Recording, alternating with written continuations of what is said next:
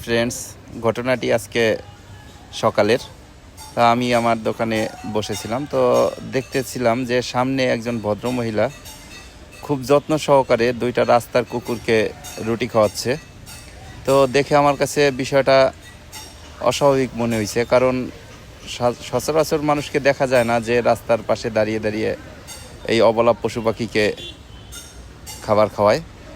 তো ভিডিও ধারণ করার শেষে আমি যখন এই ভিডিওটা রিভিউ দিয়ে দেখতেছিলাম, তখন আমার চোখে একটা অস্বাভাবিক বিষয় ধরা পড়লো। বিষয়টা হচ্ছে, রুটিটায় কি যেন লেখা আছে, কেমন যেন গোল গোল চিহ্ন দিয়ে কি যেন লেখা। এক পিঠে লেখা আর এক পিঠ হচ্ছে একেবারে স্বচ্ছ পরিষ্কার। আমার কাছে বিষয়টা অস্বাভাবিক মনে হয়েছে। আমার কাছে মনে হয়েছে যে এটা আসলে কোনো স্বাভাবিক রুটি নয়।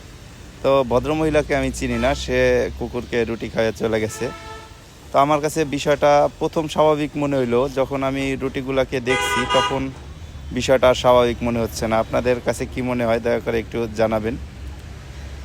তো আমি আশা করব যে এটা আসলে একটা স্বাভাবিক রুটি হবে, কারণ সে হয়তো ভালোবেসে কুকুরকে খাওয়াচ্ছে। কিন্তু রুটির যে চিত্র আমি দেখলাম, মোটেও ওইটা আমার কাছে স্বাভাবিক মনে হয় নাই।